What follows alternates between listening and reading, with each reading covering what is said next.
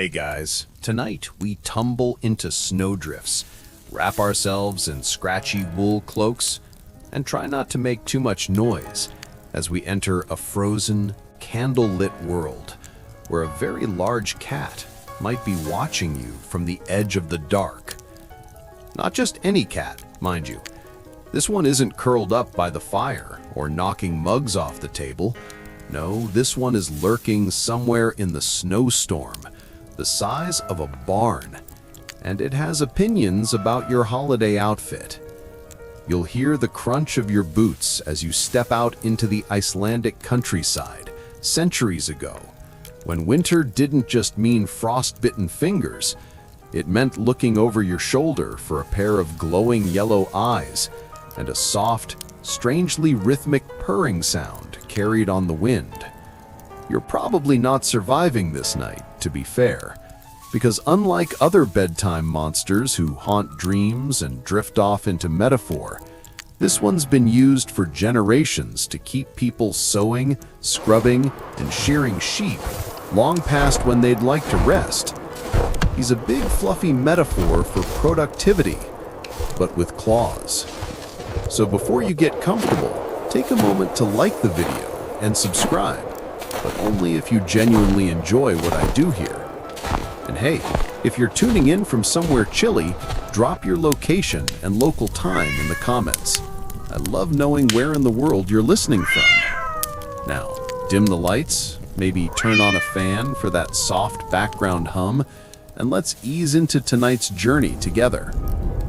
You trudge along a snow-covered footpath beneath a sky as black as ash. The wind howls through crooked, ice-stiff pine trees, and your lantern barely cuts through the flurries ahead. Beneath your boots, the ground is hard-packed and crusted with a layer of frost. You pass shuttered homes, each with a dull orange glow in the window, the kind that promises porridge, candle wax, and fingers warmed by firelight. But you're not headed there. You're going deeper into the night, toward the superstition that mothers whisper and children dread. Somewhere in the distance, a log splits with a dry crackle, and someone starts singing an old lullaby in a language you almost understand.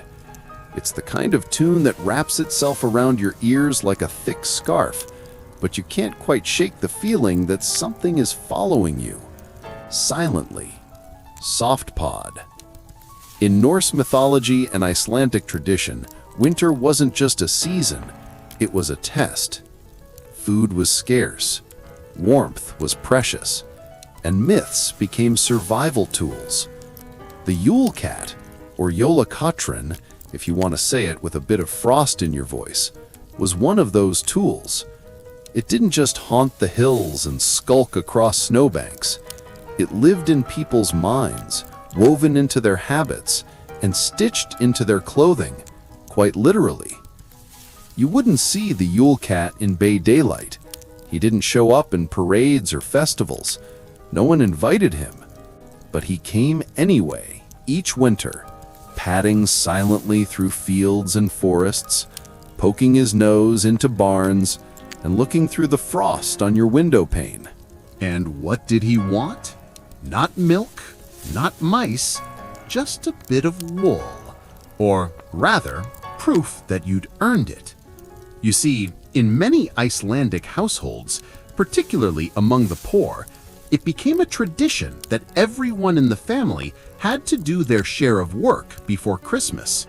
Those who helped with the autumn chores, especially those tied to wool production, like spinning, weaving, and sewing, were rewarded with a new piece of clothing, even if it was just socks or a scarf. And those who didn't? Well, those were the ones the Yule Cat came for. The legend claimed he could tell who had received new clothes and who hadn't, and if you hadn't, he would eat you, or maybe just nibble on your toes, or maybe, as one grandmother told her grandchildren, he'll drag you out into the snow and shake the laziness out of you. Historians still argue whether this tradition began as a genuine folktale or whether it was dreamed up by clever farmers and parents looking for a little extra labor from their children and workers. One thing's for sure, the myth worked. No one wanted to be caught without new clothing during Yule. You duck into the corner of a barn now, just for shelter. The beams creak and straw rustles somewhere overhead. There's a thick woolen blanket hanging on a nail, half finished. Someone was weaving late into the night and didn't finish. A single cat hair, long and white, rests on the fabric. It flutters slightly in the cold breeze that slips under the door. You try not to imagine glowing eyes watching you from the loft, or the slow, quiet thud of paws on the snow-covered roof. Out in the dark, the wind picks up again, and a faint, almost imaginary sound reaches your ears. The low, deep rumble of a purr the size of thunder rolling over the hills. The cat is awake, and you're not wearing new socks. You lean forward, your breath clouding in the cold air, trying to remember whether that old woman in the last village said the cat could smell laziness or hear it. Either way, you start walking again. You figure standing still too long in this part of the world at this time of year only invites company of the feline kind. As you trudge on, the snow thickens. You pull your coat tighter, even though it's not quite enough. And in your mind's eye, the image begins to form. Bigger than a barn, cloaked in shadow, tail like a whip and paws silent as falling snow. The Jólakötturinn, the Yule Cat. Now, you might be picturing something adorable, something that just needs a saucer of milk and a chin scratch. But no, this beast was meant to unsettle. Large, sleek, black or gray, with wild eyes and teeth sharp enough to split bone from spirit. Children imagined it with frost in its whiskers. Adults imagined it with the breath of a grave. And every year, when the dark stretched longer than the light, they made sure to finish their work, just in case. In Norse tradition, animals often straddled the line between helpful and horrifying. Take Odin's wolves, for example, both loyal and hungry, or the horses that carried the dead. The Yule Cat fits neatly into this uneasy alliance of beasts, a creature as much a symbol as a threat. He was the consequence of shirking your duties, the embodiment of winter's judgment. But the most curious thing, he didn't show up in Norse myth scrolls. Not directly, anyway. Most scholars agree that the Jólakötturinn isn't a 1,000-year-old tale passed down from the Viking Age, but rather a much newer invention, probably solidified sometime between the 17th and 19th centuries in Iceland.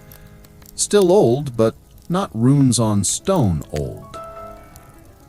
Historians still argue whether the tale was primarily a product of oral storytelling traditions or if it was intentionally amplified by landowners and parents to motivate workers and children alike. After all, what better way to increase productivity during the long, dark winters than to suggest a giant monster might literally eat you if you slack off? So, imagine you're a shepherd's son, your fingers sore from twisting wool into yarn, your eyes stinging from the smoke of an open hearth. You're told by your mother, who smiles just a little too sweetly, that if you don't finish spinning your allotted thread, the Yule Cat might come for you tonight. He'll sniff out your laziness like a hound. He'll know, and he'll come. What do? You work harder, faster, all while trying not to imagine those glowing eyes peering through the barn boards. The kind of fear that's manageable, but just creepy enough to keep your hands moving. That's how the myth worked best. Some regions added little tweaks. In one variation, the cat would only eat your food, scraping your bowl clean and leaving you nothing. In others, he'd destroy your home. And in one, he didn't eat people at all, just judged them, sat on their roofs, stared silently until shame did the rest. Now here's the twist. This fear was also laced with a kind of communal joy, because if you did receive new clothes, say a pair of mittens or a hat, you were not only safe, but honored. It meant you contributed, you did your part, you were spared. That made the giving of small garments on Christmas Eve a big deal. It wasn't just cozy, it was protective.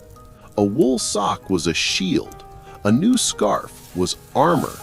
People exchanged gifts not out of generosity alone, but out of shared myth. You weren't just giving warmth, you were giving survival.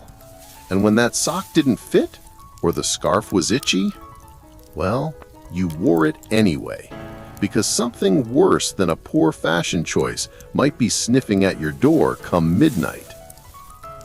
You pause near a cluster of trees, brushing snow off your shoulders. The wind whistles between the branches like a flute. Somewhere nearby, a shape shifts in the dark. But it's only a fox. Probably. Still, your heartbeat quickens. There's something comforting in the simplicity of it all. Do your work, earn your sock, be spared from the cat. A moral system with very little gray area. In the quiet villages of old Iceland, where winter felt like the world narrowing in around you, such tales weren't simply for fright, they were ways to preserve rhythm, purpose, and even a bit of hope. The Yule Cat wasn't evil, he was the wintry enforcer of a moral economy. And in that cold, quiet morality, there's a peculiar sense of order. The fire crackles, the wool spins, and the snow keeps falling. You finish your chores not just for comfort, but because something ancient, whiskered, and possibly judgmental is listening. You don't need to believe in the Yule Cat for him to work. You only need to act as if. And really, isn't that how most myths survive? You're moving again now, feet crunching softly in the snow, the sound oddly rhythmic, like walking across stiff parchment. The stars above are pale pinpricks behind heavy clouds, and your path is lit only by the faintest flicker of the village fire far behind you. As the cold deepens, so too does your curiosity. How did this creature, the Jólakötturinn, the Yule Cat, go from bedtime threat to beloved folk figure? To understand that, you have to step into the warm hearth of Icelandic households, past and present. You push open the creaky wooden door of a turf-roofed home and duck your head beneath the low arch. Inside, it smells of peat smoke, wool grease, and sweet barley porridge. The fire pops gently, and there, seated by the flames, is a grandmother with a braid down her back and a half-knitted mitten in her lap. She smiles without looking up. "You've heard the story, yes?" she asks. "About the cat who eats children with empty closets?" You nod. She shrugs. "Good. Then you'll help card the wool." The Icelandic version of the Yule Cat is more than just a tale. It's a cultural alarm clock. And it's here, in the quiet routines of pre-industrial life, that his paws truly stretch. Unlike mainland Scandinavian myths, which often swirl around trolls, elves, and ancient gods, Iceland's holiday traditions took a cozier, but no less spooky turn. And the Yule Cat didn't arrive alone. He came with a whole dysfunctional family. You're about to meet Grilla, an ogress who eats misbehaving children. Then there's her husband, Lepaludi, who doesn't do much but loiter in the background. And then, the infamous Yule Lads. 13 mischievous pranksters who descend one by one in the nights leading up to Christmas, stealing sausages, licking spoons, and slamming doors. Each one has a name as charming as it is specific. Spoon licker, sausage swiper, door slammer, you get the idea. But guess who's waiting in the shadows behind them? Our oversized feline. You see, in some tellings, the Yule Cat is their family pet, a gift from Grilla, or a beast she commands. That makes things a bit more dramatic.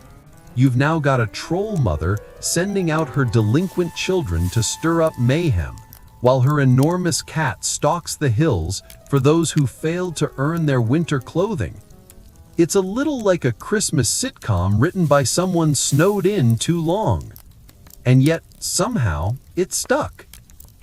Historians still argue whether the Yule Cat was always part of the same myth family, or whether these stories were patched together from separate traditions over time. Some believe the cat's connection to Grilla and the Yule Lads only solidified in the early 20th century, when Icelandic author Jóhannes úr Kötlum published poems that brought them all together in one delightfully creepy collection. Whatever the origin, the effect is clear. Icelandic Christmas folklore became wonderfully weird. Where other countries leaned into cheerful elves and sugar plum fairies, Iceland leaned into seasonal fear, with a wink. It makes sense, doesn't it? In a country where winter can feel like a long tunnel with no end, a bit of thrilling mythology helped pass the dark hours. Parents would spin yarn, both literal and metaphorical, while children listened wide-eyed, surrounded by wool scraps and the promise of socks. And the socks, by the way, weren't just for coziness. They were evidence. They were proof that you'd pulled your weight that year. Even a lumpy, misshapen mitten meant the Yule Cat would move on, pawing at someone else's door. You imagine the scene now. A small child clutching a hastily made cap, the stitches uneven, the yarn scratchy. But their eyes gleam with pride, because that cap means something. It means safety. The fire crackles behind you. Grilla's shadow flickers across the wall. And the cat? He might be out there in the night, waiting. But not for you. Not tonight. And yet, part of you wonders, did the Yule Cat really eat people? Or is that just what grown-ups said to keep kids busy? In some versions, the Yule Cat is more of a thief than a killer. He steals food, shreds clothes, causes bad dreams, a petty tyrant of the holidays. But in others, he's much more sinister, a creature of judgment who watches, waits, and punishes idleness with claws. There's no single canon. Like most folklore, it shapeshifts with the teller. One grandmother makes the cat funny, another makes him terrifying. And somewhere in between, you get the sense that the story was never meant to be taken literally. It was meant to be felt. Felt in the sore fingers of a spinner, in the careful stitches of a mitten, in the anxious glance toward the door on a snowy night. You step outside now, leaving the cozy hearth behind. The sky has cleared. A few stars glint coldly above the mountains. You think you see movement near the tree line, but it's only wind sweeping across snowdrifts. Or maybe a tail. Hard to say. But your boots are laced tight, your hat is new, and your gloves, while not exactly fashionable, were made with love. You should be fine. You walk on, deeper into the wintry hush, your breath rising in small puffs as your boots crunch your rhythm into the snow. The path ahead narrows, hemmed in by frost-bitten trees, and above you the moon hangs low, pale as bone. Somewhere beyond the birches, you hear the faint bleat of a sheep, or perhaps just the creak of a branch. Either way, you're reminded that Icelandic life was once knit tightly with the rhythms of livestock and land. And wouldn't you know it, the Yule Cat myth fits right into that world too. He wasn't just sniffing out naughty children or lazy knitters. In older agricultural circles, he doubled as a kind of guardian of the wool economy. That's right. The cat was not only big, he was unionized. Or at least he worked in the service of those managing Iceland's most vital export, wool. You reach a clearing now, where the snow has drifted higher than your knees. You imagine a line of sheep trundling through it, their breath misting the air as a young boy scampers behind with a crook made from a gnarled stick. His job? To keep them safe from wolves, storms, and perhaps, if his mittens weren't hand-spun, a very judgmental feline. In these rural settings, where most families kept sheep for wool and sustenance, the winter shearing season became an important benchmark in the year. The work was cold, backbreaking, and often done indoors by flickering oil lamps in firelight. If you didn't pull your weight, if your yarn bundles were lumpy or your stitching sloppy, you weren't just slacking, you were jeopardizing the household's survival. And this is where the Yule Cat padded in, tail high, metaphor thick in the air. Was he real? Of course not. But was the threat effective? Absolutely. Historians still argue whether the Yule Cat was first imagined as a supernatural enforcer or as a convenient extension of Iceland's wool economy. Some suggest that landowners encouraged the myth specifically to motivate farmhands and laborers, tying supernatural punishment to very real deadlines. Others think it emerged more organically, a bit of oral tradition that grew fur and claws over time. Either way, the message was clear: no idle hands. And not just for kids. Adults, too, were under the watchful whiskers of the Yule Cat. There were stories of housemaids who skimped on their knitting duties and swore they saw glowing eyes in the rafters. Old bachelors who failed to mend their clothes and later heard scratching outside their windows at midnight. Even sheepdogs, it was said, would whine nervously around Christmas time, as if they knew the big cat was near. You duck beneath a fallen log now, brushing away snowflakes from your hat. There's a hush all around, but not an empty one. It's the kind of quiet that feels occupied, like the woods are watching. You move carefully, and then you see it. A small piece of cloth snagged on a branch. Red wool, frayed on one edge. It flaps slightly in the breeze. Someone was walking this trail ahead of you, perhaps, and lost their mitten. You pick it up. It's too small for your hand. A child's mitten. Uneven stitches. Clearly homemade. And clearly important. Because if the story holds true, whoever dropped this mitten is now walking through the dark with bare fingers. And that's exactly the kind of detail that Yule Cat pays attention to. Maybe you tuck it into your coat pocket. Maybe you leave it there on the branch. Either way, the cat will know what you chose. This blend of ordinary and mythic is what makes the story endure. It's not flashy. There's no epic battle or golden treasure. Just a threadbare mitten, a pair of cold toes, and the unsettling idea that something large and quiet might be judging your productivity. You pause near a boulder that's half buried in snow, its top slick with frost. It looks a bit like a sleeping animal if you squint. Your imagination stirs. What if the Yule Cat wasn't just a myth? What if he was a shapeshifter, part spirit, part mountain, blending into the landscape, only revealing his eyes when you've forgotten your chores. Wouldn't that be so Icelandic? A monster made of granite and wool, peeking from behind a hill, waiting to see if your sweater was new? You shake the thought, but not entirely. Because even if you don't believe in giant cats with moral checklists, the story tugs at something deeper.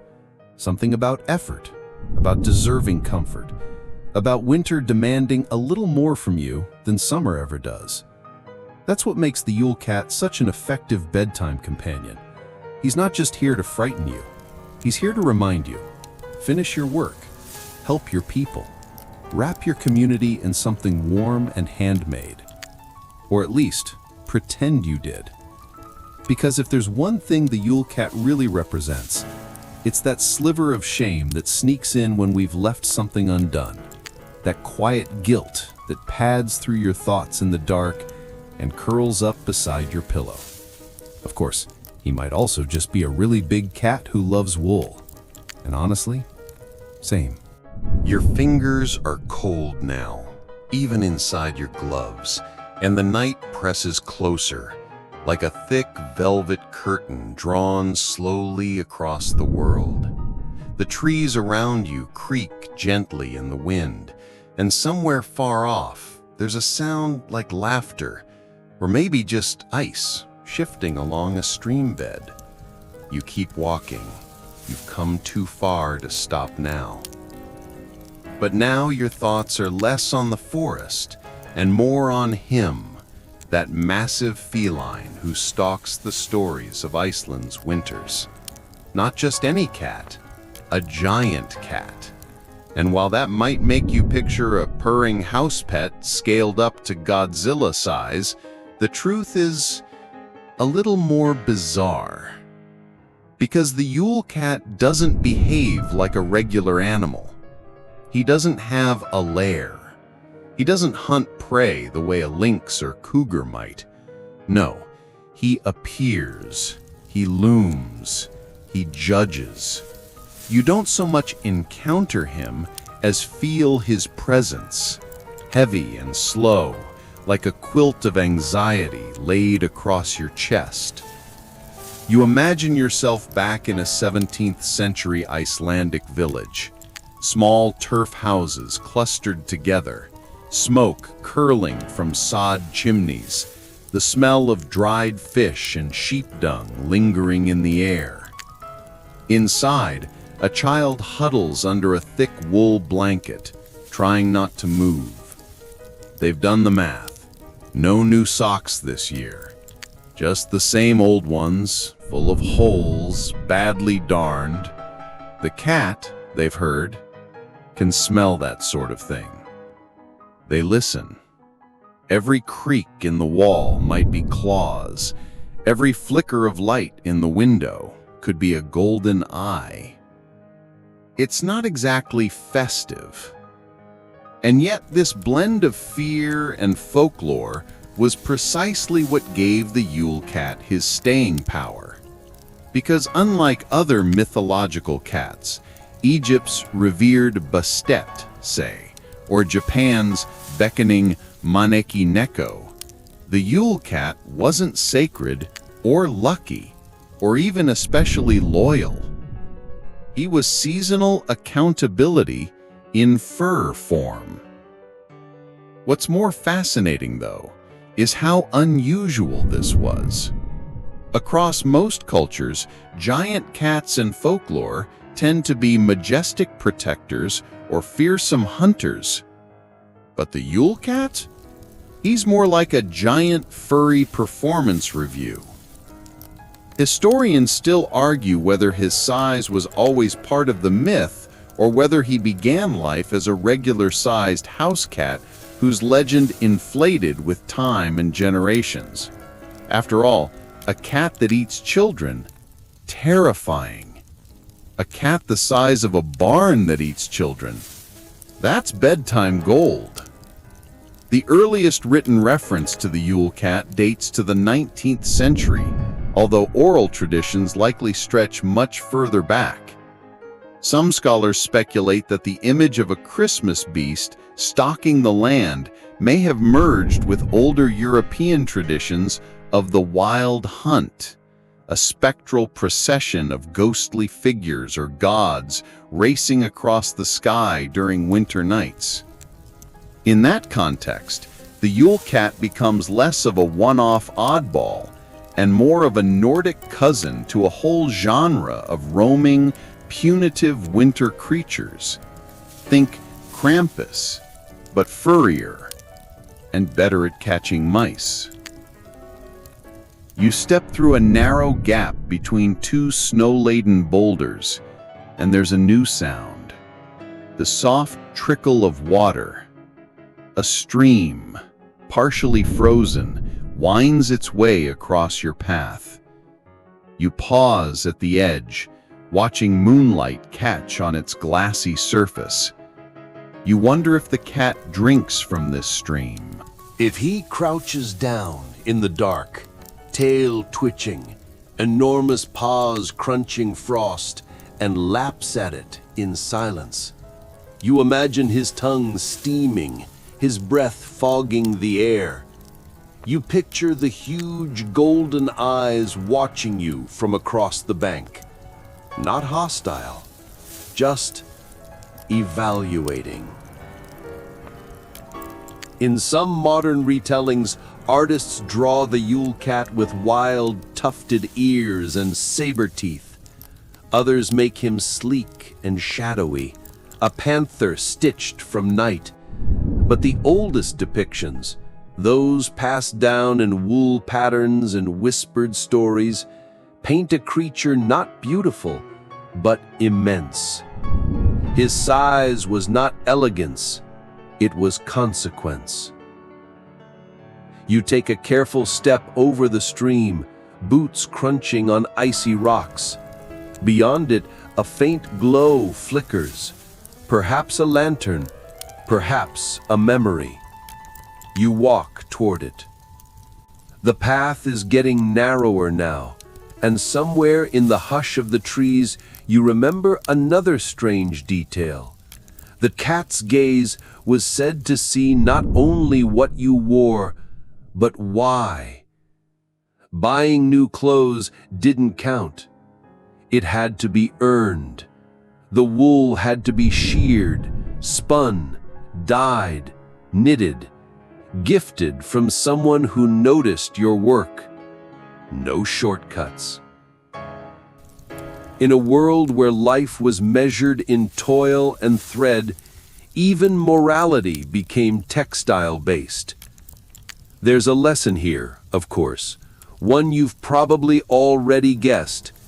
The Yule Cat wasn't really about punishment. He was about community standards, about making sure that everyone chipped in, and that those who did were recognized for it. Even if the recognition came in the form of not being devoured by a seasonal predator. You chuckle softly to yourself, the sound swallowed by the woods. Maybe you're just tired, but the image of a massive cat holding up a tiny mitten and giving a slow, disappointed headshake is strangely delightful. You picture a whole feline HR department. The cat says, sniffing. This hem isn't even reinforced. You keep walking, the ground firmer now beneath your boots, and the glow ahead becomes clearer. A small cabin, light spilling from its shuttered window, smoke curling from the chimney. You're almost there. You glance down into your coat pocket.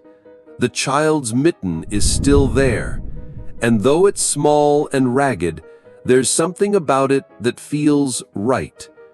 Like maybe you've done just enough. You reach the cabin door and hesitate, your fingers grazing the rough wood. Warm light spills through the gaps in the shutters, flickering gently with the rhythm of a hearth fire inside. You can almost feel the heat reaching out to you, tugging you from the icy grip of the forest. It smells faintly of wood smoke and stew, the universal scent of welcome in wintry places. You lift the latch and step inside. The room is dim, lit mostly by the fire and a few beeswax candles melting slowly into their holders. There's a spinning wheel in the corner, a thick woolen cloak hanging by the door, and wooden beams hung with drying herbs and bundles of dyed yarn. A pair of boots sits by the hearth. No one else seems to be here, but the warmth feels recent, as though someone just stepped out to gather more firewood or check the goats. You lower yourself onto a low bench near the fire. Grateful for the heat, your hands stretch out instinctively, palms hovering above the dancing flames. The mitten is still in your pocket. You pull it out and lay it on your knee. Its uneven stitching glows gently in the firelight, crude but earnest, like a beginner's first try at something important. And suddenly, that's what the entire story feels like. A first try, an attempt by a people, remote, frostbitten, perpetually on the edge of famine, to teach each other something essential. That effort matters, that even a small contribution is meaningful, that winter only feels endless if no one's working to keep the fire going. Which brings us back to the Yule Cat. Because in this cozy little cabin, you begin to realize something. He wasn't just a punisher. He was a reminder. A cat-shaped post-it note from the community saying, "Don't forget to help." Historians still argue whether this myth was more effective at inspiring fear or guilt. Was the story told with a wagging finger or with a wink? Was it a tool for control or just a cozy fireside tale to make sure kids remembered to appreciate the socks Grandma knitted? There are versions that skew darker, where the Yule Cat doesn't just stalk but snarls, where he slinks between houses, his breath steaming against the glass, peering in at dinner tables to see who's wearing hand-me-downs. In some renditions, he's the pet of Griella, an ogress who stews naughty children and has 13 mischievous sons known as the Yule Lads. This expanded Icelandic folklore cast makes for a rather crowded Christmas, part horror story, part morality play. But you get the sense the cat is different from the rest. The lads are pranksters. Griella is a glutton. But the cat? He's clinical, calm, detached. He doesn't snatch or scream. He simply judges, a silent accountant of socks. You lean back against the wall, feeling the heat seep into your spine. A pot on the fire bubbles quietly. Maybe it's lamb stew, maybe cabbage, maybe just snow melt and root vegetables simmered long enough to be called dinner. You picture a scene centuries ago, a family like this one sitting in the glow of the same kind of fire, a mother darning a sleeve, a father sharpening a knife, children yawning into rough-spun blankets, and outside, just beyond the snow-crusted window, two golden eyes blink slowly in the dark. They know he won't come inside, not tonight. The mittens are knitted, the chores are done. So, the cat moves on. You smile. The stories that survive are never just about monsters. They're about how we face them. And in this case, Iceland chose an oddly practical approach. If the beast wants new socks, then by Thor, we'd better start spinning. And that's something kind of beautiful. Because while dragons guard treasure, and werewolves lose control, and banshees scream warnings, the Yule Cat just wants to know if you finished your chores, if you contributed, if you remembered that winter is a team sport. You rise slowly, joints creaking, and set the mitten near the fire to dry. Maybe the child who lost it lives nearby. Maybe they'll come looking. Or maybe, just maybe, the cat will find it first, pick it up gently in his massive jaws, and carry it home as proof that someone, somewhere, almost made the effort. That's worth something too. You step back outside. The cold rushes up to meet you, sharp and immediate. But now it feels different, bracing, not brutal. The kind of cold that makes you move with purpose. Above, the sky is a riot of stars. No moon tonight, just that quiet shimmer that stretches forever. And just at the edge of the woods, you think you see something flicker. Two eyes, low to the ground, large, reflective, watching. Not threatening, just checking. You tip your hat politely. He blinks once, then vanishes into the trees. You walk back toward the path, your boots crunching lightly over the hard-packed snow. The sky is still ink dark, and the stars above seem colder now, sharper somehow. But the fire's warmth lingers on your skin, like the memory of a hug long after it ends. Somewhere behind you, the cabin is already fading into the shadows, like it was never really there, just a flicker of story in the cold. As you tread deeper into the forest again, the quiet resumes. But it's not the threatening silence of earlier. Now, it's thoughtful, almost expectant, like the woods themselves are waiting for you to finish piecing things together. Because the Yule Cat isn't the only strange thing prowling through Icelandic winter tales. Tonight, the shadows are crowded. You remember the Yule lads, of course, the 13 mischievous boys who arrive one by one in the days before Christmas, each with a unique, absurd habit. Spoon licker, door slammer, sausage swiper, candle stealer. The list goes on. In many ways, they're the slapstick cousins of the Yule Cat, less majestic, more chaotic. One steals milk, one peers through windows, one hides in closets waiting to snatch leftovers. Collectively, they represent an oddly intimate knowledge of daily life. They don't punish as much as they poke fun.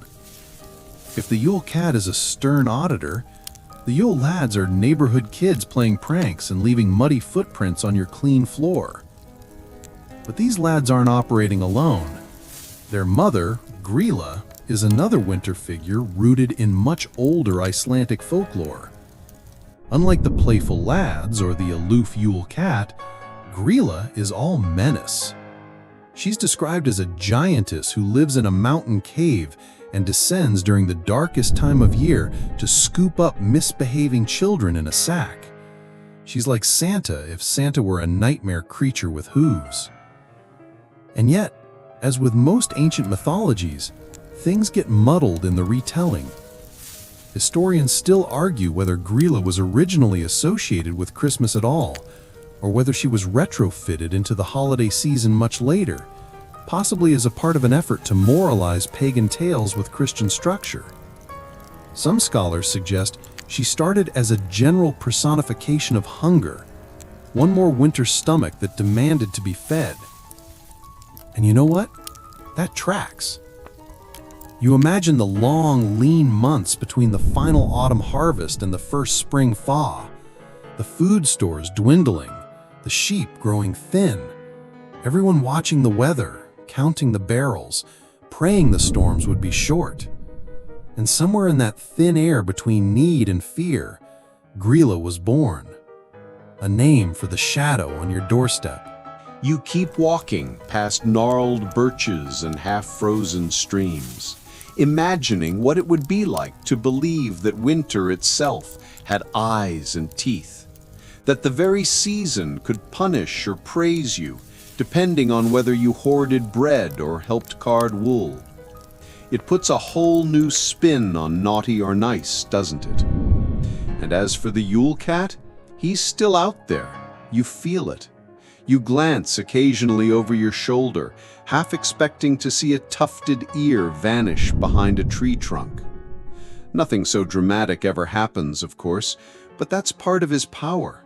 He exists best in maybes. Maybe he's watching. Maybe he's judging. Maybe he's just enjoying a nap under a snow-covered pine. You reach a small rise in the land and pause. Below you lies a frozen meadow, moonlight skating across its surface like brushed silver. There are old fence posts poking up through the snow, and in the distance, what might be the remains of an abandoned turf farm. You picture the people who once lived there, hard lives carved out of rock and sheep's wool and salt fish. No kings, no scholars, just families trying to survive together. And you know what? That's where this story really lives. Not in the fear of giant cats, but in the quiet rituals of resilience, of passing down lessons through bedtime tales, of turning worry into wool and wool into mittens. You step carefully down the hill and cross the frozen field, the snow creaking underfoot. Your breath fogs the air. A bird calls softly in the distance. An owl, maybe, or something older. You think back to that mitten, to the rough, uneven stitches, to the warmth of the fire and the quiet of the cabin. And then you wonder, was it always just about socks? Or was the Yule Cat really sniffing out something else, something harder to fake? Effort, kindness, contribution. Maybe the mitten didn't need to be perfect. Maybe it just needed to be offered. Your boots crunch a steady rhythm as you leave the meadow behind. Ahead, the path slips once more into the woods, and the trees stretch tall and quiet, centuries keeping watch over ancient stories. As you walk, your mind drifts to a curious thought. What exactly made the Yule Cat such a persistent figure in Iceland's winter folklore? After all, not many cultures choose a massive, judgmental feline as their seasonal mascot. And the answer, perhaps unsurprisingly, has to do with wool. Iceland's economy for centuries was built around sheep. In fact, sheep weren't just livestock, they were lifelines. Their milk, their meat, and, most crucially, their wool made them indispensable to survival on an island battered by snow, wind, and volcanoes. The process of turning fleece into warm clothing was long and backbreaking. Shearing, washing, carding, spinning, dyeing, knitting. Every step mattered. And in this economy, everyone had to contribute, even children. So it makes sense, doesn't it, that a myth would arise to reinforce the importance of pulling your weight. That if you didn't help with the shearing, or the spinning, or the knitting, you might end up sockless, and that might catch the attention of a very large, very disapproving cat. You pass under a snow-laden bough, and a puff of frost falls softly onto your shoulder. You brush it off and smile to yourself. It's funny, really, how so many of our bedtime tales were just workplace memos in disguise. Dear villagers, it's cold. We need socks. Please help. Love, the management. And also, the cat. But there's something else here too, something tender. Because unlike other cautionary tales, the kind with witches and boiling pots, this one offered a clear and achievable way out. All you had to do was try. Even a simple scarf or a pair of slippers might be enough to spare you. Historians still debate whether the Yule Cat was ever truly feared, or if he was always more of a motivational mascot. Some accounts describe children trembling under their bed covers, ears straining for paw steps.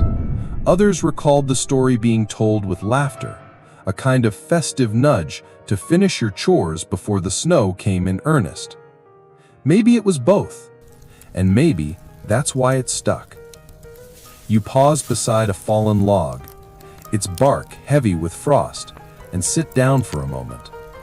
The woods around you whisper quietly, the wind weaving through branches like a lullaby with no words. In the hush, you picture a child, maybe in the 1800s, maybe earlier, clutching a half-finished mitten, trying to knit by firelight with clumsy fingers, the shadows of the cat playing across the walls. They're not afraid exactly, but they are motivated. Because deep down, even the youngest villagers knew, in winter, no one sits out. It's one of those lessons that hides inside the tale like a gift wrapped in fear. Just enough suspense to keep you interested, but not enough to send you running. The Yule Cat wasn't a villain, he was a measuring stick.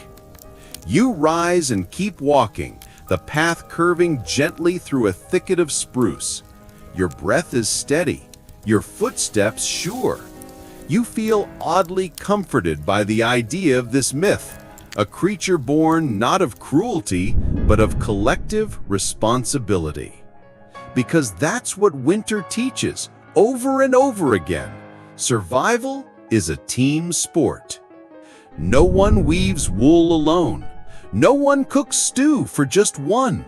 The fires are built with shared hands, and in the long, dark months where the sun disappears and the wind howls across the hills, stories like the Yule Cats keep that truth burning just a little brighter. You round a bend in the path and come upon something unexpected, a clothesline. It's strung between two pine trees, sagging slightly with the weight of snow, and on it, fluttering faintly in the wind, are tiny wool garments, a mitten, a scarf, a thick gray sock, all handmade, all imperfect. You walk closer. They're damp and half frozen, but you can see the love in every stitch. A child's initials embroidered in crooked red thread, a pattern that wobbles halfway through but picks up again at the end. Someone tried, someone cared. You glance around the clearing but see no one. Still, you smile. Because this is exactly what the Yule Cat was looking for. You reach up and gently adjust the sock so it doesn't fall. Then you stand still for a moment, watching your breath fade into the night.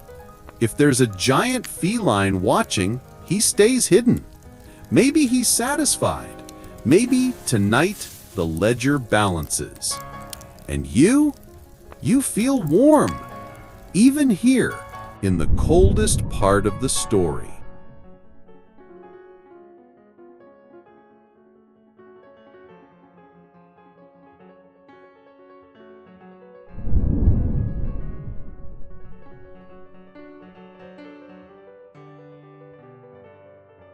You leave the clearing slowly, as if reluctant to break the spell. Behind you, the tiny garments continue to sway on the line, their soft colors just visible in the moonlight. Sage green, faded blue, ember red.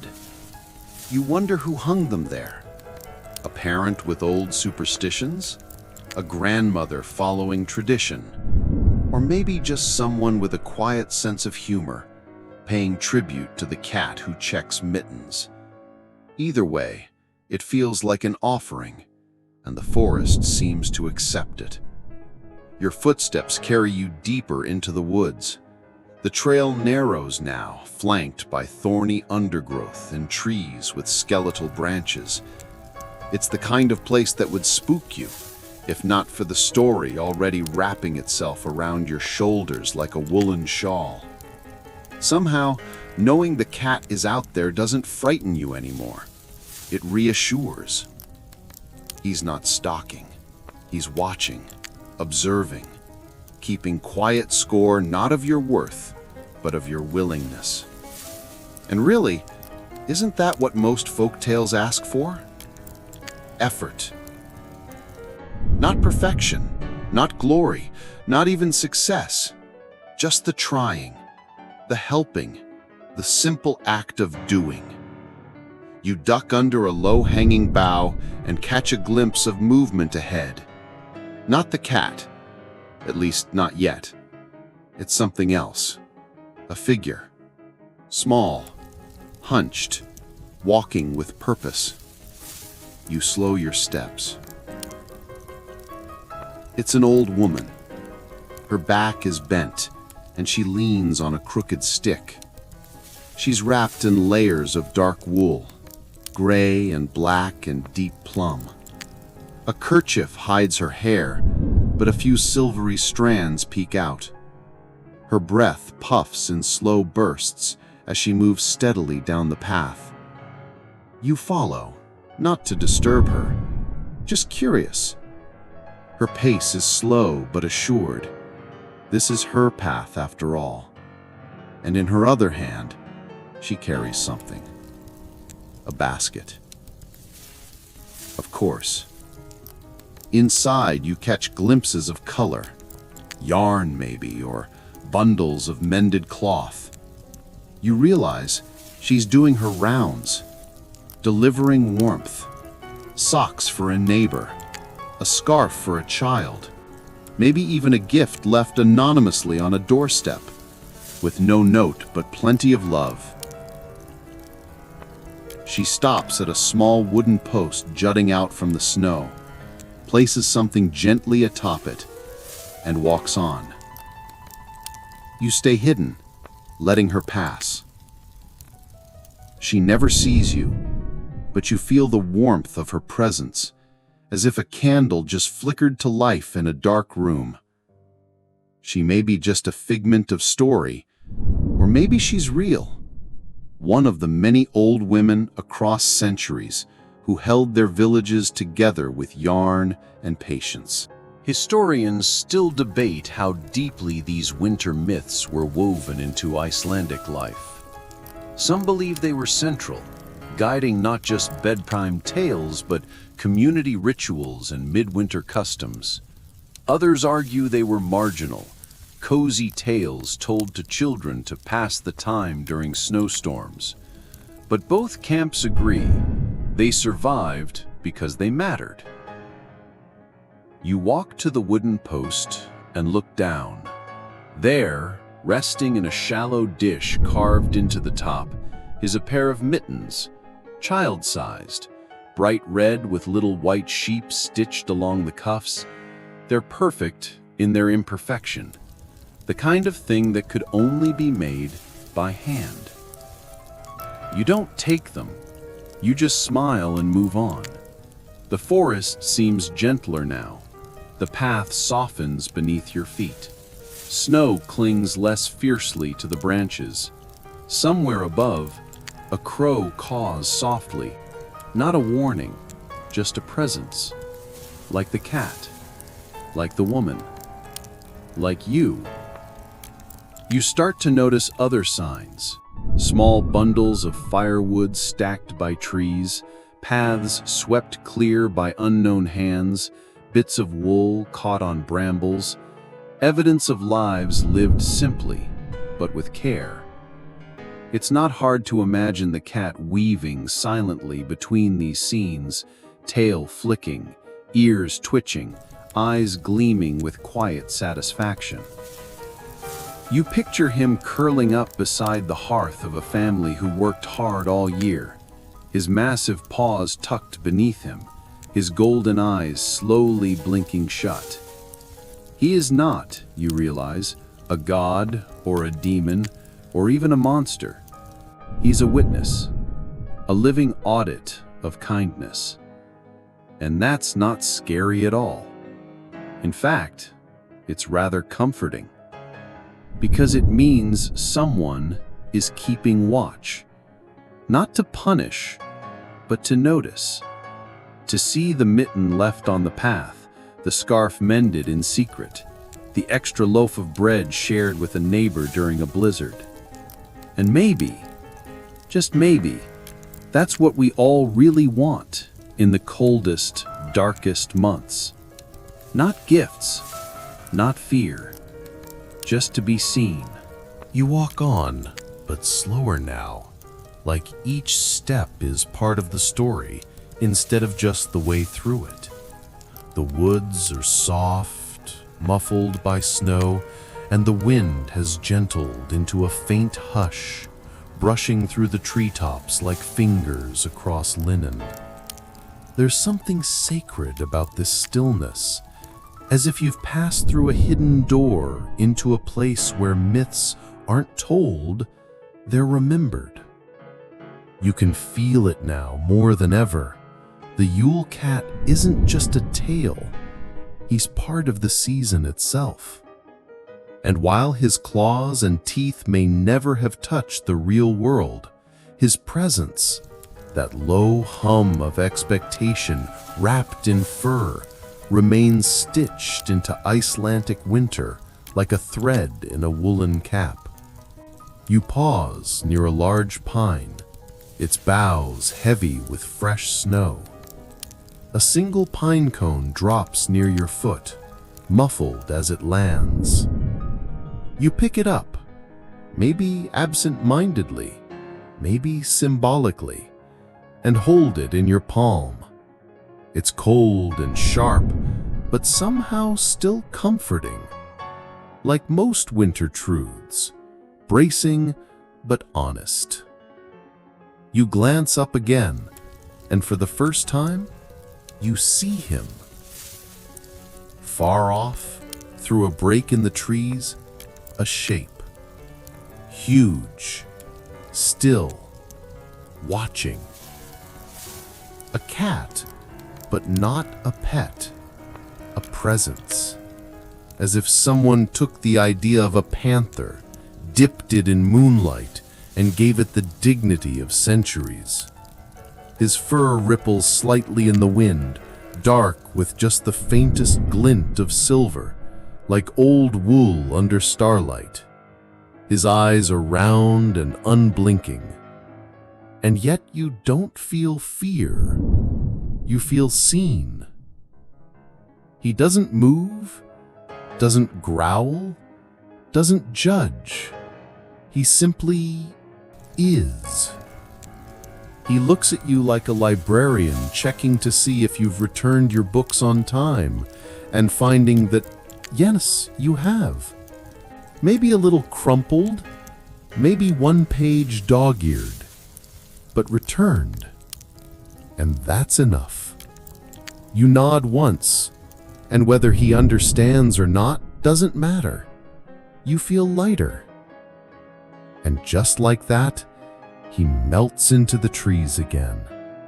Not running, not hiding, just gone, like fog before sunrise. Historians still puzzle over the Yule Cat's origins. Some point to references in 19th century poetry, others trace older whispers buried in rural traditions. There's no single first appearance, no crisp origin story. He didn't arrive with a roar. He crept in on paw prints and laundry lines and grandmother warnings. And really, isn't that how the best stories work? They settle in slowly. They don't demand belief. They just wait for you to need them. You continue your path now, but the forest feels like it's walking with you. Or maybe you're not walking at all, just drifting, carried by the current of 1,000 quiet winters stitched together. It's then that you hear the sound. Low, rhythmic, familiar, spinning. You follow it toward a clearing where a group has gathered around a small spinning wheel. Not real, perhaps, not in the strict sense, but part of the memory of this myth world. There's a young girl carding fleece, her fingers moving clumsily but earnestly. Beside her, an older woman feeds the wheel with rhythm honed by decades. And next to them, a man with a short gray beard is knitting something, his brow furrowed in focus. They don't speak, they don't look up, but you know they feel you there. You step closer, and now you can see what they're making. Not just mittens, not just socks. They're weaving the story itself. Every pull of wool, every twist of the spindle, every loop in the yarn, it all becomes another thread in the larger tapestry. The myth, the memory, the meaning. This is how the tale endures, not in books, but in motion, in effort, in care. You watch as the little girl drops a stitch, and the cat, yes, that cat, sidles up beside her. He's smaller here, or maybe he just seems that way. His tail curls around her ankle, and he purrs, a deep, slow rumble that feels like a snowdrift settling. She looks down, startled at first, then smiles, and picks up the stitch. Because that's what the Yule Cat wants, after all. Not fear, but follow-through. You step back, let the scene dim, let the wheel slow, let the fire fade. The story doesn't need you to finish it. It just needs you to tell it. And perhaps more importantly, to live it. You leave the spinning circle with a strange warmth in your chest, not just from the firelight, but from the rhythm of it all. You realize that you've stopped thinking of these scenes as isolated. They're woven, like the wool in the mitten, like the stories passed hand to hand. You aren't just observing anymore, you're inside the myth. The trees thin out now as you enter a rocky glen where the snow lies thinner and the wind stronger. There's a clear path through the stones, and something glints at the far end. Not eyes, not this time. Just the shimmer of starlight reflecting off something metallic. You move closer. It's a collection of bells, tiny ones, strung from branches with bits of twine. They tinkle softly in the breeze, their tones high and bright like laughter you can barely remember. Some are rusted, some still shiny, and a few have tufts of wool tied beneath them. Offerings, perhaps, or reminders. You touch one gently. It sways, but doesn't ring. The air around you feels still, suspended, as if the bells are waiting. And suddenly you realize these bells aren't decorations. They're wards. Not to keep something out, but to call something close. A signal, a welcome, a kind of spiritual doorbell for the cat who comes with midwinter. Because what if the Yule Cat didn't only come to punish? What if he came to check in? To curl beside those who worked, who tried, who cared enough to tie wool to a tree? Historians still argue whether these bells ever had ceremonial use, or if they're a modern embellishment tacked on to older lore. Some folklorists insist they're a holdover from pagan rituals, the kind meant to summon spirits or drive away darkness. Others see them as more symbolic, a quiet chime to keep the long nights from swallowing your hope. But here, among the glinting metal and the shifting wind, the debate doesn't matter. What matters is the silence they break.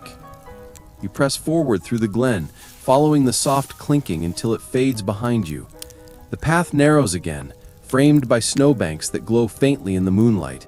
And ahead, you see it. A small, weathered hut, Smoke curls from its chimney. There's a light in the window, golden and low, like the glow of embers just before they die. You approach slowly, respectfully. This is clearly someone's home. And when the door opens, you're not surprised to see her. The old woman from earlier, the one with the basket and the kerchief, is standing there, her face creased but kind. She nods once, steps aside, and lets you in. The interior is tiny, warm, wool everywhere. Skeins of yarn hang from ceiling beams. A loom sits in the corner. Mittens, scarves, socks, all hung with care. There's no bed in sight, just a rocking chair near the hearth and a cushion beside it, which, you now notice, is occupied. The cat, enormous and content, lies curled on the cushion. His paws are tucked beneath him. His eyes are half-lidded. He looks full, but not from food, from company. The woman sits down slowly, creaking into the rocker. She picks up a half-finished hat from the side table and starts to knit.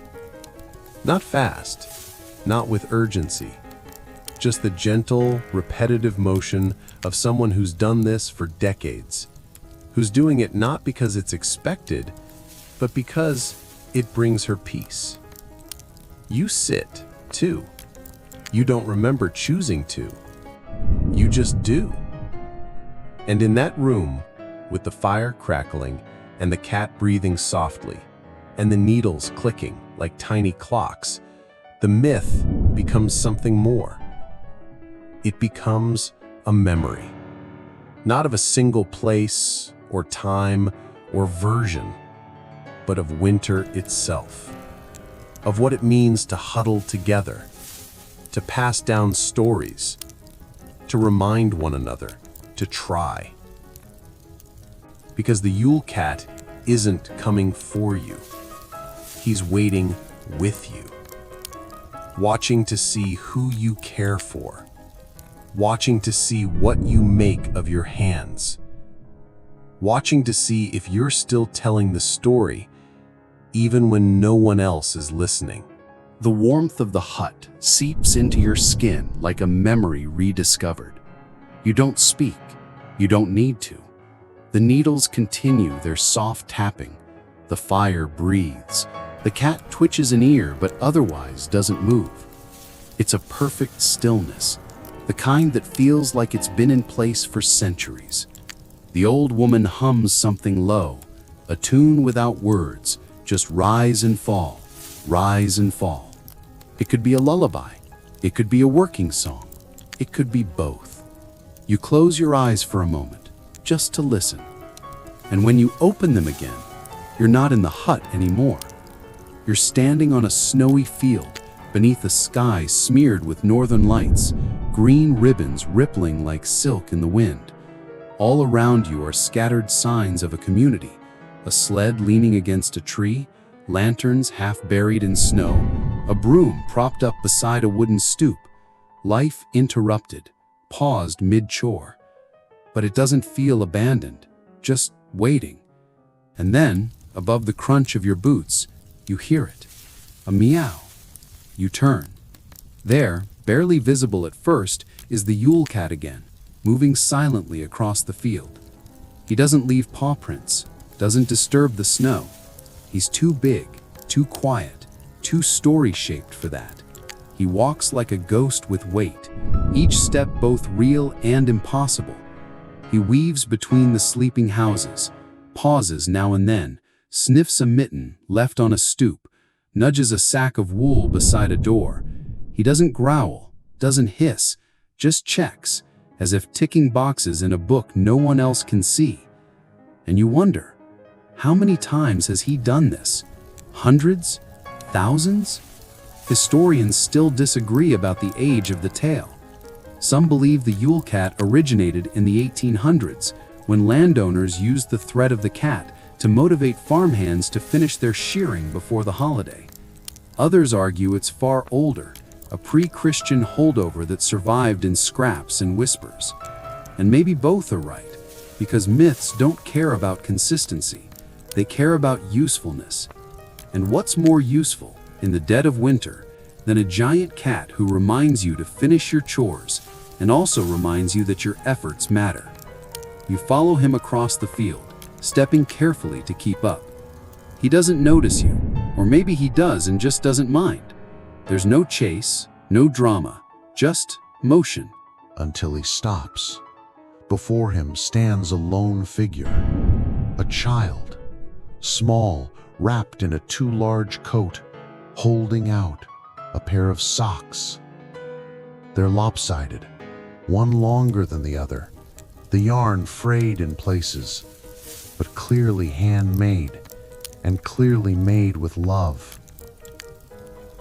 The Yule Cat pauses, then bends his head, not to eat, to sniff. And then, gently, almost imperceptibly, he purrs. The child smiles, places the socks on a stone, and runs back toward the lights of a nearby cottage. You and the cat are alone again. And somehow, in that frozen field, beneath auroras and silence, it feels complete. You want to ask questions, want to know what happens next, but myths rarely offer clean conclusions. They offer moments, scenes stitched together like patches in a quilt. And this one, this cat, this place, this hush, is a patch you'll carry with you. The Yule Cat blinks once, slow, then turns and fades into the wind. Not vanishing, not evaporating, just blurring at the edges, like a dream when you first wake up. You remain still, letting it settle, letting it sink in, because now you understand. He's not a warning. He's a reminder that even in the darkest, longest nights of the year, what you do, the things you make, the kindness you show, the effort you give is seen. And even if no one thanks you, the myth remembers. You begin to walk again, but this time it feels different, as though your boots don't just press into snow, they write in it. Every step feels like a word, each breath a comma. You're not following a story now, you're part of its grammar. The lights in the sky swirl above you like the hem of a goddess's gown. Aurora Borealis, yes, but also maybe Freyja herself, spinning the threads of winter tales from her chariot pulled by cats too large and too clever for ordinary stables. That's a detail people forget. The Norse goddess of love, war, and magic didn't ride horses or wolves. She rode cats. And not the dainty, purring kind. No, these were giant, fur-thick, ice-eyed creatures who leapt between realms like squirrels on branches. The same cats that may have whispered their way into the Yule Cat legend, or so some scholars propose. Historians still debate whether Jólakötturinn, the Yule Cat, was ever tied directly to Freyja or her mythological companions.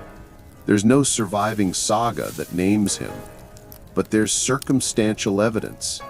The feline symbolism, the gift-giving motifs, the winter timing, and in the fluid world of myth, where memory and metaphor mix freely, it makes a kind of sense.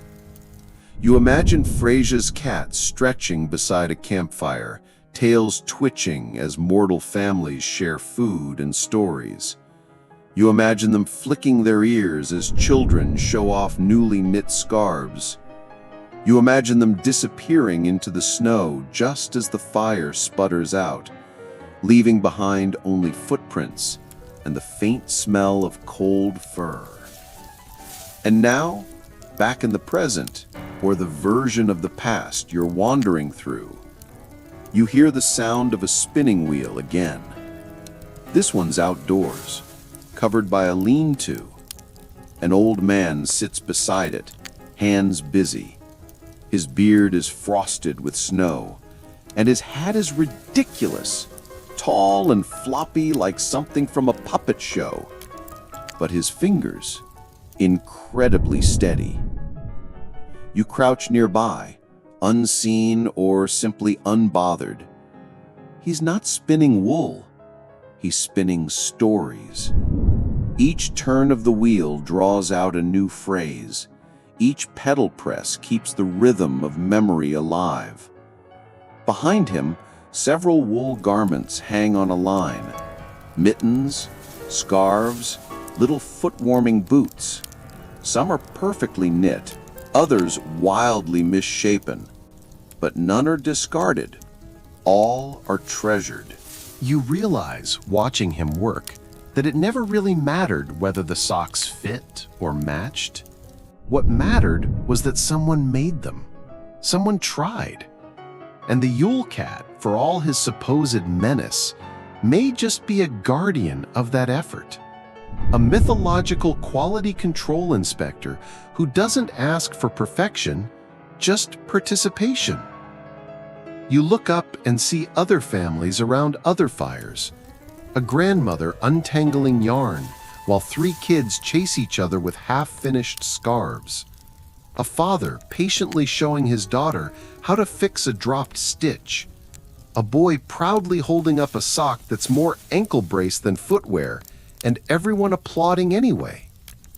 It's not about production, it's about presence. And you finally get it.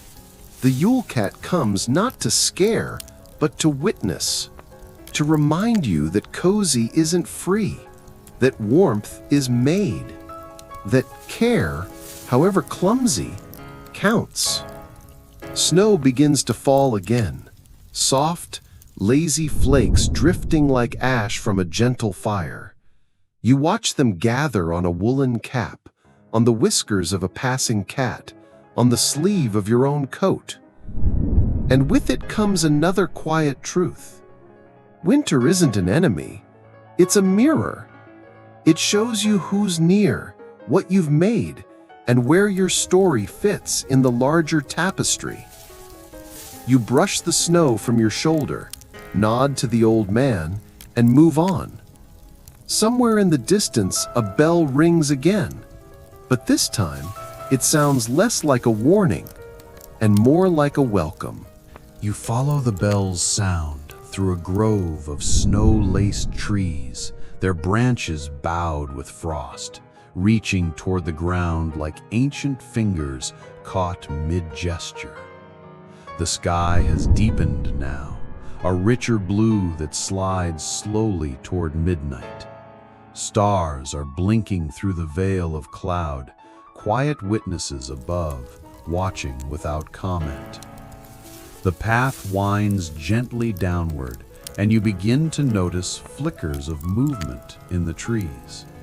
Not threatening, not even surprising anymore, just familiar. Cats, dozens of them.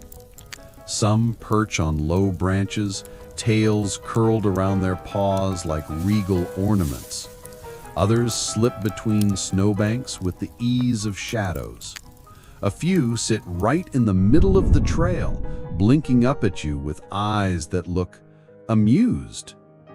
None of them are enormous like the Yule Cat. These are regular cats. But in a story like this, what does regular mean? A black cat with a white chin hops up to your shoulder. You pause. He purrs, loudly, as if you've passed a test you didn't know you were taking.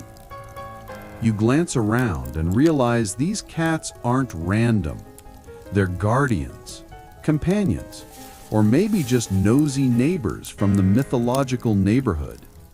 In one of the trees, a hand-knitted scarf is caught on a branch. Someone must have dropped it long ago. The yarn is uneven, the colors clash. It's ugly. It's perfect. You keep walking, your little parade of cats following like a quiet procession. Eventually, the path opens onto a clearing dusted with starlight and moon glow. In the center, a large stone circle ringed with short wooden benches half buried in snow. And in the very middle sits a statue of the Yule Cat, not snarling, not lunging, just watching. He's carved in a relaxed pose, tail wrapped around his paws, head slightly tilted. His expression isn't menacing, it's curious, thoughtful, maybe even tender. Tiny offerings have been left at his base, knitted gloves, acorns, drawings on birch bark. Someone's even tucked a fish-shaped cookie beneath one paw. And inscribed on the pedestal, barely visible beneath lichen and ice, is a phrase in Old Norse. You can't read it, but you don't need to. You feel it. Something like, "May the work of your hands earn you warmth." You sit on one of the benches, breath curling in the air like invisible stitches. The cats settle in around you, some curled into tight circles, others sprawling lazily across the stone. One bats at a snowflake. And as you sit, you start to hear a sound. Very faint, very old. It's singing. Not words, just tones, harmonies layered like wool, a lullaby older than language. It comes from nowhere and everywhere. Wind through trees, the crackle of distant fire, the rise and fall of feline purring. You close your eyes, and in that moment, the myth folds gently around you, not to trap you, to hold you, like a blanket. Historians still struggle to explain how such a specific creature, the Yule Cat, has endured. Unlike dragons or giants, he doesn't appear across multiple cultures. He doesn't fight gods or hoard treasure. His legend is regional, peculiar, practical. And that might be exactly why he lasts. Because he fits. He fits the long nights, the itchy scarves, the smell of sheep's wool and wood smoke. He fits the hush between stories, the moment between work and rest. He fits in your memory now, too. You open your eyes again, and the statue is still there. But the cats? Gone. Only paw prints remain, leading away into the snow. You stand slowly, brushing frost from your coat. The bell you heard before has stopped ringing, but its echo lingers, soft and silver, like the aftertaste of a sweet you can't quite name. There's no signpost, no guide, but somehow you know the way back. Because the story never ends. It just loops. Like a well-knit scarf. Like a sleeping cat's breath. Like winter itself. Your boots press softly into the snow as you take one last look at the clearing. The statue of the Yule Cat sits peacefully behind you, fading into shadow as the moon drifts behind a cloud. No fanfare, no grand finale, just a quiet goodbye. You walk slowly now, retracing your steps, But everything feels a little different. You notice the smell of pine in the air, sharp and clean, like a page freshly turned. The cold doesn't bite as much as it did before. Or maybe you've just warmed to it. You think back to everything you've seen, the quiet huts, the wool spinners, the children showing off their mismatched socks, the giant paw prints in fresh snow, every moment stitched into place like patches in an heirloom quilt. But you also remember the silences, the pauses in the story where no one speaks, and yet the meaning hums louder than words.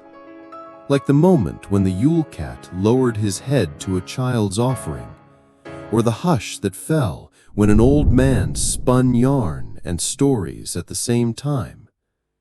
Those are the pieces that stick with you, the ones you don't expect.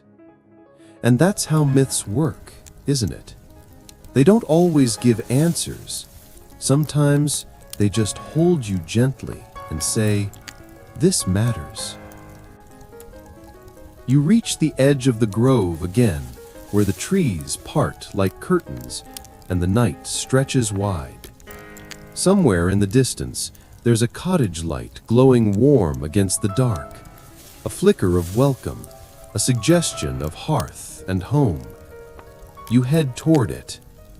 On the way, you notice a pair of mittens dangling from a low branch. Bright red wool, unevenly stitched, one thumb longer than the other. You smile. Someone tried. And somewhere, the Yule Cat smiled back. There's still debate among folklorists about whether Jólakötturinn was ever meant to be scary, or if he was simply a metaphor for preparation, a way to encourage community effort during the long Icelandic winters. Others say the story was meant to remind wealthier families to share clothing with the poor, so everyone could receive the reward of being spared by the cat. Whatever the truth, the myth endures, because it offers more than fear. It offers recognition. And everyone, deep down, wants to be seen, wants their effort to count, even if it's just a scarf made of leftover yarn, even if it's a bedtime story told softly to help someone fall asleep. And speaking of sleep, your steps grow slower, your breath steadier. The edges of the world soften. The cold air no longer bristles against your skin, it cradles you. The last thing you see before the dream fully takes over is a paw print in the snow, larger than it should be, perfectly pressed, already filling in with fresh flakes. And you know, just know, that somewhere out there, under the stars and snow, the Yule Cat walks on, watching, listening, not to punish, but to remember. Let yourself slow now. Let the crackling fire in your memory settle into quiet embers. Let the snowy hush wrap gently around your shoulders like a blanket you didn't know you needed. The giant cat has padded off into the shadows, and the village has gone still. The spindles have stopped spinning, the children have tucked into their beds, and the mittens, lopsided though they may be, rest in warm hands. There's nothing left to chase, no chores that can't wait, just the rhythm of breath, in and out, like snow falling, like a story ending, but only for now. Your eyes are heavy. That's all right. They've seen enough for tonight. You've walked through a winter myth and come out the other side. not as a hero, not as a warning, but simply as someone who listened. And that is more than enough. So rest now. Let the quiet hold you. Let the Yule Cat curl up at your feet, enormous and kind, purring softly with every breath you take. You're safe. You're warm. You're remembered. Good night.